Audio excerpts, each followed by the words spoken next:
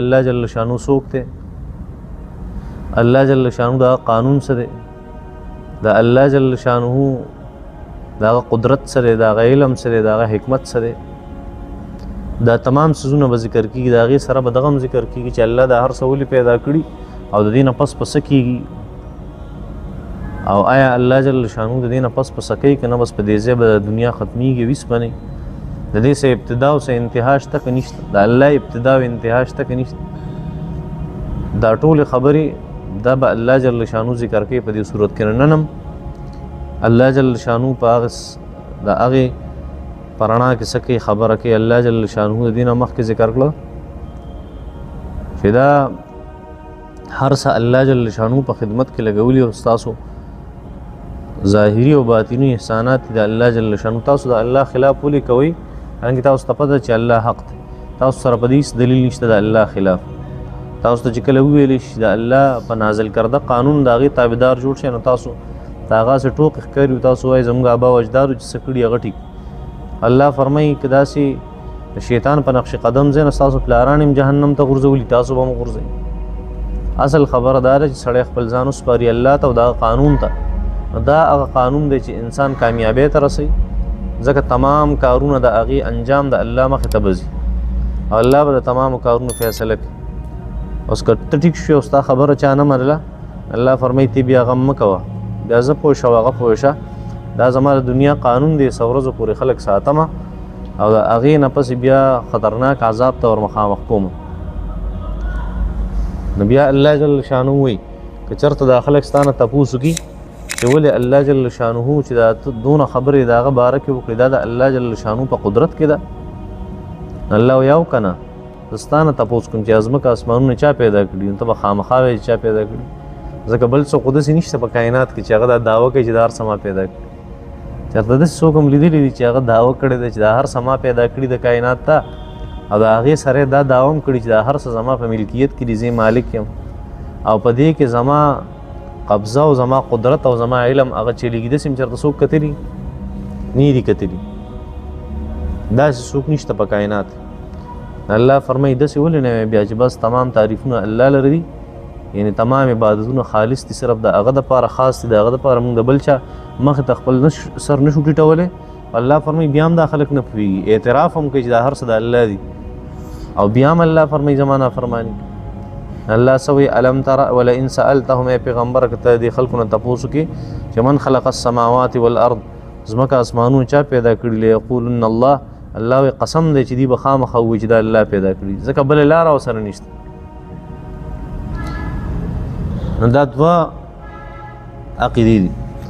په کائنات کې داسې څوک نشته چې هغه د الله جل شانو منکري، په کائنات کې داسې څوک نشته چې هغه د الله جل شانو هغه منکري. صرف د منلو هغه چې کم نوعیت دی او قسم دی هغه جدا جدا دی.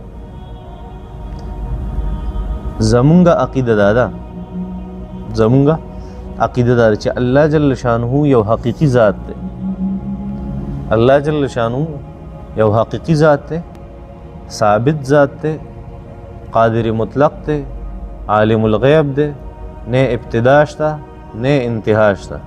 دا مختصر شانت تعارف، ډېر لویه خبره ده، خو دا مې د مختصر شانت ذکر. زموږ عقیده دا ده، د دې سره موږ وایو دا با اختیاره دی. څه شی دی؟ هر څه په خپل اختیار باندې کوي، او د دې سره دا وایو چې هغه حکمت والا او عقل والا ذات دی. حکمت والا تاسو ته مې سره پسانه کړه، عقل والا ذات هغه د حکمت خلاف فیصلې نه کوي. دا زموږ عقیده، هغه یو ذات دی، حقیقي ذات. څنګه دی موږ ته علم نشته، او صرف مونږ یې د صفاتو نه پېژنو، دې څوک شته. فلسفیان هغه هم څه دغه رنګې وایي، خو هغه صرف یو خبره کوي چې الله جل شانو یو ثابت ذات دی، خو الله غیر حقیقي ذات دی، حقیقي ذات نه دی. پوهېږې په دې باندې د هغه څه حقیقت نشته. دا فلسفیان وایي، دهریان وایي، دا ټول به منځ کې سکیپ کو، نور مذهبونو والا مختلفې طریقې دي دار. دهریان دا وایي، ملحدان دا وایي چې الله جل شانو خو مونږ نه منو، خو صرف دونه ده چې یو طاقت دی چې په طاقت باندې دا ټول کائنات چلیږي.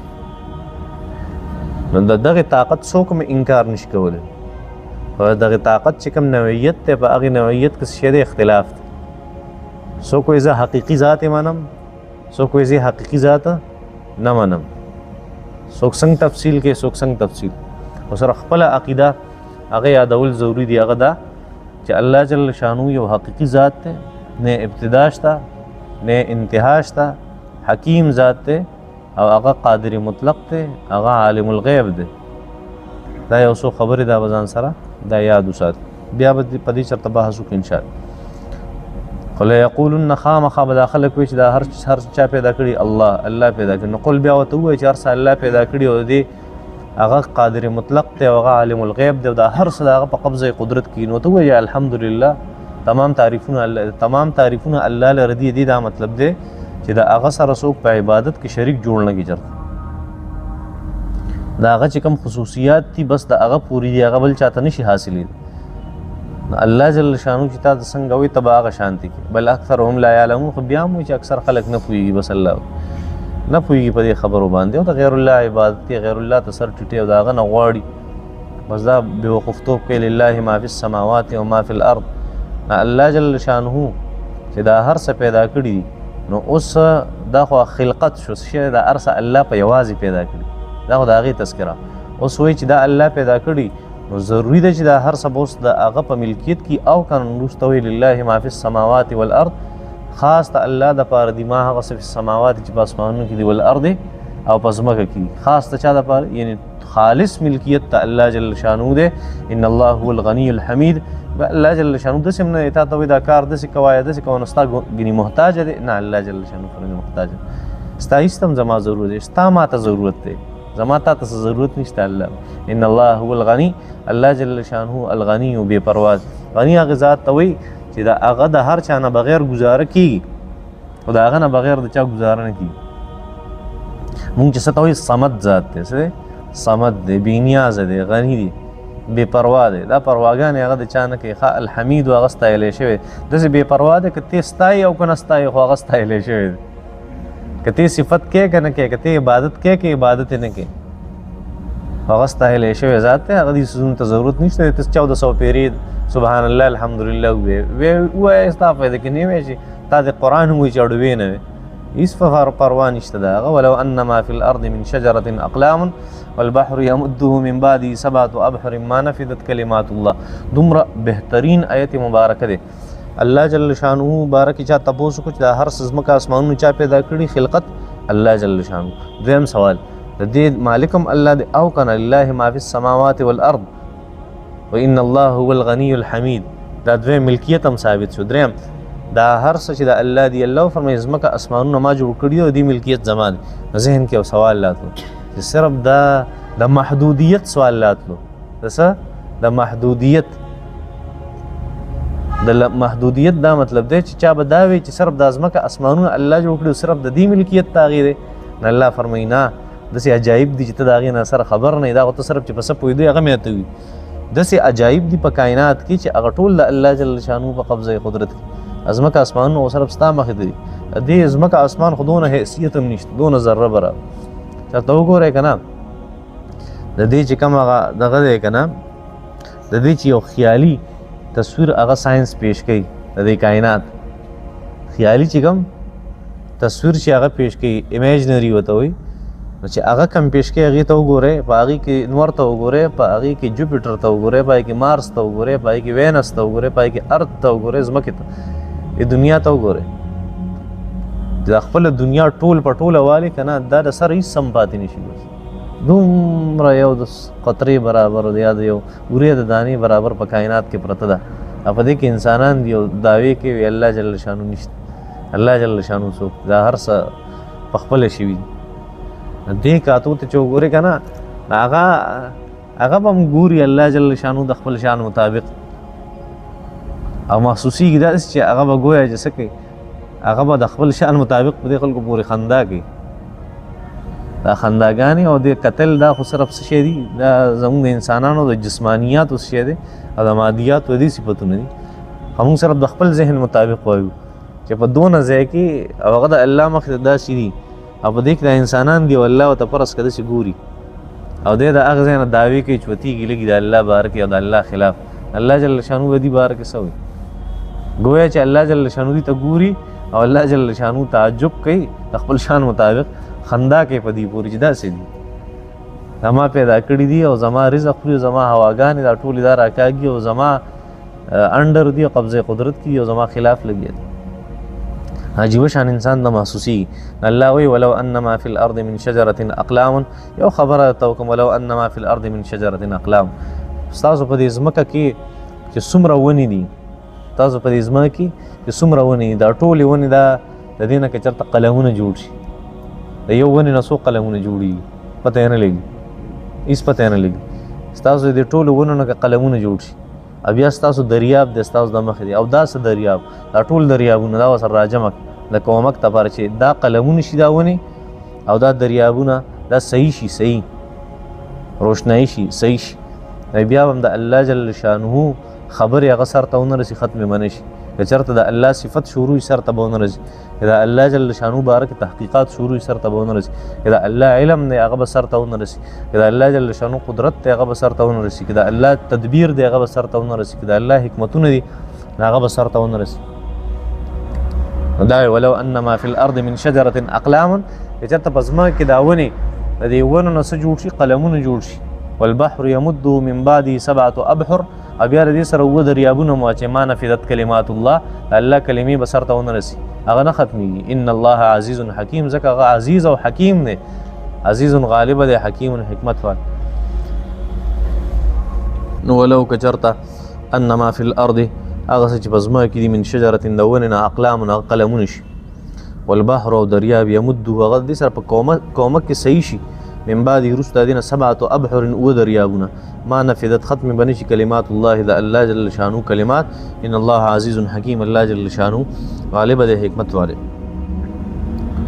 دا ډېر لوی آیات مبارکه ده بیا ان شاء الله بحث بشرتو کو په دی باندې خلاص مختصر د تویا مشدا الله جل شانو من شجره اقلام سونه ونی چې دا ټول قلمونه شي دا زما استاد ذهن کې سونه راتلا غلمره موږ پوهه کړو په دې خبره ځکه قلم چې موږ جوړو د غسیز نه جوړو کدا څنګه ده او یو بنیادی حیثیت لري د لیکلو لپاره قلم یو بنیادی ذریعہ ده یو سبب دی د لیکلو لپاره قلم زما ذهن کې ونه راتلی چې د ونه نه او د بوټو نه قلمونه جوړیږي نو هغه تذکره راته بیا سره عجیب کوي چې دا دریاب سره صحیح وایي یوازې دا دریاب نه الله فرمای او دریابونه دا او دریابونو تذکره چې الله جل شانه کوي د دې دا مطلب چرته نه دی چې دریابونه هغه بس و په و یادې و په و دریابونه د کائنات کې چې څومره دریابونه دي څومره د الله جل شانه د په علم کې دي ټول دریابونه کاغه راجمه کې او سره قلم د سسنه جوړیږي ټول راجمه کې او باغی باندې الله جل شانه کلمات لکی سر ته به ونرسي الله د علم تذکره کې سر ته به ونرسي الله جل شانه سس موضوع یا مچ داغي تذکره کې اثر ته صفات او تذکره کې اثر ته به دا عجیب خبره چا اعتراض کړو په نبی کریم صلی الله علیه وسلم من په زمانه کې نبی کریم صلی الله علیه وسلم ته وی چې دا څنګه خبره عجیب خبره ده چې زمون په تورات کې خو الله جل شانو يهوديان وي زمون په تورات کې خو الله جل شانو هر یو څه ذکر کړی دی کنه او چې هر یو شی ذکر کړی اوس قران ته ضرورت پاتې شو داغه ته ضرورت پاتې نه تورات کې هر څه شته کنه قران ته ضرورت پوهیږي بل نبی کریم صلی الله علیه وسلم ته چا دا وی چې قرآن مجید استاد قرآن عجیب دی دا او ته وی چې که تورات نسبت سره والی دا او ته وی چې وما اوتیتم من العلم الا قلیل تاسو لما ډیر لګ علم درکړي دا بل اعتراض خو چا پکې تعارض هم راوستو چا پکې تضاد هم راوستو ستا قرآن مجید یو طرف ته دا خبرې کوي چې لو کان افلا يتدبرون القرآن ولو كان من عند غير الله لوجدوا فيه اختلافا كثيرا اخل قرآن ته سوچ ولې نه کوي کچرته دا د الله جل شانو ما سوا د بل چا کلام میں په دې کې بډي غټ تعارض او تضاد بو پکې حالانکه زبر ته پکې تضاد خو خیر ا تضاد دا یو طرف ته الله جل شانو قرآن مجید ته ته وي چې يسالونك عن الروح دا خلق ستانه د روح باره کې تاسو کوي قل الروح من امر ربي تو وای چې دا د الله جل شانو حکم دی وما اوتیتم من العلم الا قليلا تاسو ټول پټول راواله تاسو لما ډېر لګ علم درکړي یو طرف ته داوي چې علم دې لګ درکړي بل طرف ته داوي چې د الله کلمات دومره سیوا دي چې ما نفذت کلمات الله الله جل شانو کلمات ختميږي نه بل طرف ته عجیبه خبره ده کې چې بل ځای کې راځي چې دلته یو ځای کې د کمی تذکره وما اوتیتم من العلم الا قلیل لږ علم مې درکړی، دلته د زیاتی تذکره شوه، هغه د کمی تذکره شوه. بل ځای کې ته راواړی که نه ومن یؤت الحکمة فقد اوتي خیرا کثیرا، چاته چې حکمت ورکړی الله جل شانو ورکو هغه ته ډېر لوی خیر میلاو شو. دا ډېر لوی تعرض نه دی، یو ځای کې ورته تعالی مې لږ علم درکړی، بل ورته خیر کثیر مې درکړی. هلته مو ته انا اعطیناک الکوثر، تا ته مې ډېر لوی خیر درکړی. دا خو ډېر لوی تضاد دی نه که نه، دا خو دوه نسبتونه دي که دوه نسبتونه دا دي. یو دا دی چې زما علم دی، مثال در کوم، یو دا دی چې زما علم دی، دا مثال اسی مثال در کوم، اسی مثال صرف د پوهې دپاره. یو دا دی چې زما علم دی او ستا په نسبت زه والم، او یو زما دا علم دی دا د الله په نسبت والم. د الله په نسبت دا هیڅ شی نه دی، خو ستاسو نه ډېر دی. دوه نسبتونه دي که نه. نبی علیہ الصلوۃ والسلام ته الله جل شانو فرمایي تعالی مې خیر کثیر درکړی، حکمت مې درکړی، دا ډېر لوی علم دی، خو چې زما په نسبت والی که نه بیا ذره برابر ونه. اوس پې پوه شئ په دواړو باندې، هېڅ تعارض په دې خبرو کې نه و. سبا په دې آیت مبارکه باندې لږ بحث کوو، صرف ځان سره په دې باندې پوهه کې. یو بله خبره ته وکړم چې په دې کې تذکره د سبعة ابحرین کوي چې دا څو دریابونه دي، اووه دریابونه دي. دا اووه دا تذکره ولې کوي؟ مخکې په دې باندې درې څلور پیرې ما تاسو ته بحث کړی چې د اووه دا لفظ، د اویاو دا لفظ، د اووه سوه دا لفظ دا د کثرت دپاره راځي، د ډېروالي دپاره. یو څه ډېروالی چې ذکر کېږي که نه د هغې دپاره څه راځي؟ اووه، اویا، اووه سوه، اخوا پسې ځه د 70 څه داسې ده. یو بل انداز پې تاسو پوهېږم، بل انداز هغه دا دی چې بنیادی چې کوم هندسي دي عددونه، بنیادی چې کومې هندسي دي عادات دي، نو په هغې کې درې په مختلفو نسبتونو او مختلفو جهتونو سره په مختلفو اعتباراتو سره درې چې کومې هندسي دي دا بنیادی دي. یو د ایک هندسه ده چې دې نه هندسي شروع کېږي، عادات شروع کېږي. یو د 3 هندسه ده چې دا په جمع کې اقل جمع د دې نه شروع کېږي، مخکې هم درته ویلي د عربۍ جمع د 3 نه شروع کېږي. او یو چې کوم دی هغه د 7 عدد دی چې هغه ذکر کېږي په کثرت کې. په څه کې ذکر کېږي؟ په کثرت کې. دغه شان د دې سر نور عادات دي هغه هم ذکر کېږي، خو دا بنیاد دی. او بنیاد څنګه دی چې د انسان چې کوم عرف دی او د انسان چې کوم ماحول دی که نه، هغه وایي چې دا اووه دا هندسه چې کومه ده دا ډېره لویه هندسه ده. او ماهرین هم دا خبره کوي که نه چې دا 7 چې دی دا لکی نمبر دی، 7 دا لکی نمبر. او بیا انسانان خبرې کوي اسمانونه اووه دي او ځمکې اووه دي او دریابونه اووه دي او دا ټولې قصې کوي که نه کوي. دا یو لحاظ سره د اووه دا هندسه دا یو مستقل حیثیت لري او بنیادی حیثیت لري. الله جل شانو دلته په دې ځای کې هغه ذکر او دا په مثالونو کې هم ذکر کېږي. د انسانانو عرف او د انسانانو معاشره هغه داسې ده.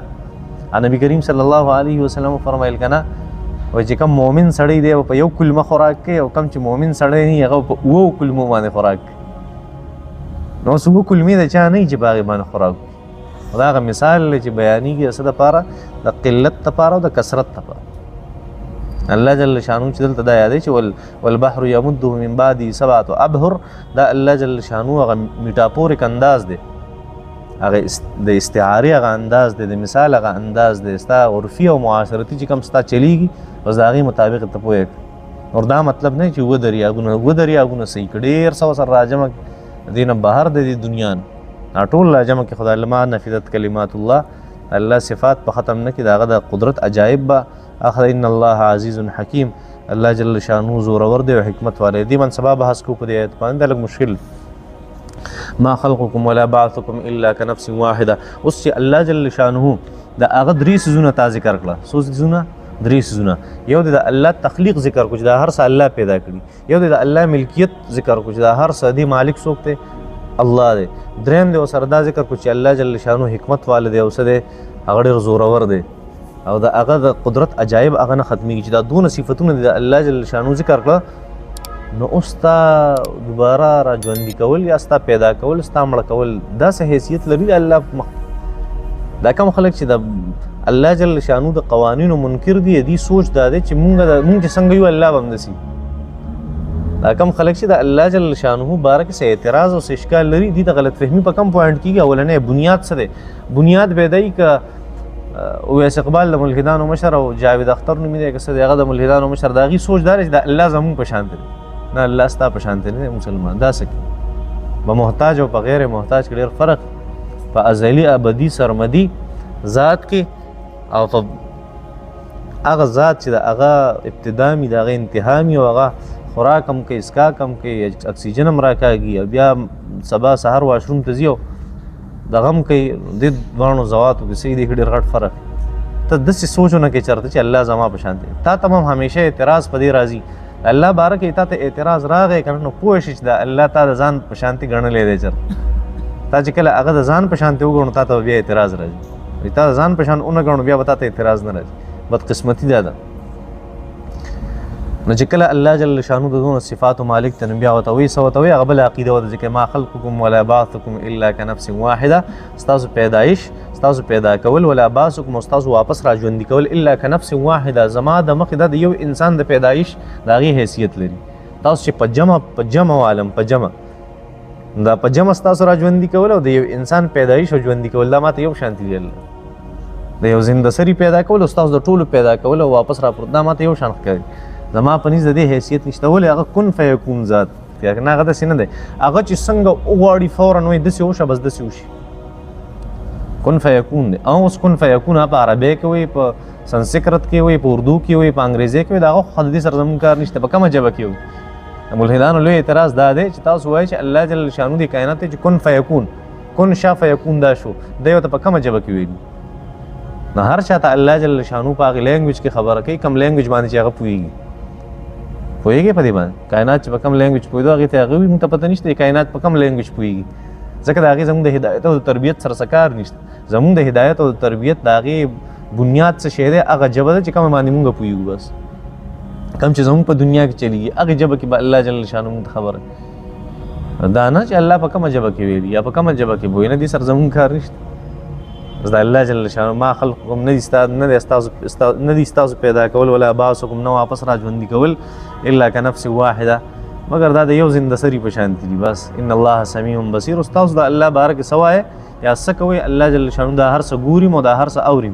تاسو ته مه وایي چې الله جل شانو داسې ښکاري چې دی د یو طرف نه ګوري موږ ته او ګویا چې خاندي را پس چې دې حیثیت ته وګوره او دې خبرو ته وګوره. ان الله سمیع الله همیشه اورېدونکی دی بصیر هغه څه دی لیدونکی دی. الم تر ان الله یولج اللیل فی النهار ویولج النهار فی اللیل مخکې ته هغه ته تذکره وکړه چې الله جل شانو هغه دی چې دا څیزونه ستاسو په څه کې لګولي په خدمت کې لګولي ځمکه اسمانو تمام څیزونه دلته الله جل شانو لږ په خصوصي انداز کې تذکره او لږ تفصیل د هغې خواږې پکې ورچولي. الم تره ته ګورې نه چې ان الله بېشکه الله هغه ذات دی یولج اللیل فی النهار چې ګوره د شپه ورځ دا ننباسي یو بل کې یولج ننباسي اللیل شپه فی النهار په ورځ کې ویولج النهار فی اللیل او ورځ په شپه کې ننباسي وسخر الشمس والقمر. دا یو عجیبه خبره وه. عجیبه خبره دا وه چې د چا ذهن کې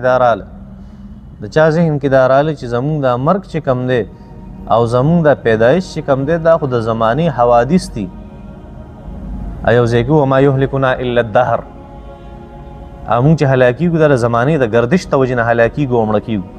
الله جل شانو په هغې کراس راکړو نه د زمانې د وجې نه دی. زه ټیک ته د زمانې د وجې ته مرې حوادث دي زمانې د دې حوادثو راوستونکی څوک دی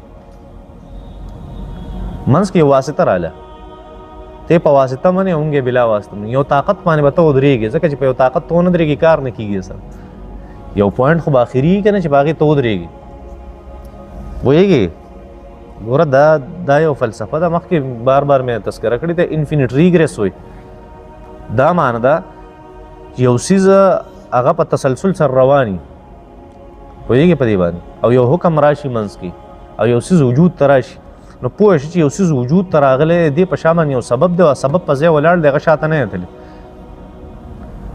پوهېږې په دې باندې دا ډېر په اسانو الفاظو کې ده دا فلسفه ده د ابن سینا خو فلسفې پیش کړې وه چې یاره انفینټ ریګریس چې کوم دی دا فعل سی ده انفینټ تسلسل چې څه ته وایي که نه تسلسل دا تسلسل دا باطل دی په انګریزي کې مې دغه وي په پښتو کې مې دا وي دا تسلسل څه شی دی دا باطل دی داسې نشي کېدی ته وایې دا څیز چا پیدا کړی هغه دا هغه دا هغه دا هغه دا هغه بس روانې په ځای نه ودرېږي دا څیز وجود ته نشي راتلی در سره پوهېږي خامخا به یو پوینټ باندې ودرېږي څه بنیاد به وي دا دونه غټ بلډینګ ولاړ دی لاندې څه بنیاد شته که نه یو پوینټ کې دا هر څه ولاړ دي که نه داسې نه ده د تمامو څیزونو دا خلقت شوی پیدا کول شوي دي دې په شا به سبب وي که نه یو بیسک پوینټ به دي که نه هغه بیسک پوینټ الله دی څه دی الله جل شانه ته که دا خبره کې چې دا مونږ باندې دا مرګ راځي نه دا د زمانې او د مکان د وجې نه راځي دا د دنیا په حرکت کې دا یوه دا د زمانه په حرکت کې دا د مکان په حرکت کې دا زمانه او دا زمان او مکان دا په حرکت کې لګولي چا دي یو پوینټ ته به ته رسې هغې پوینټ ته مونږ الله وایو که هر طرف ته ته ځي خو ته د هغې نه خوا نشي تللی ګنیاکار وجود ته سر راتلی نشي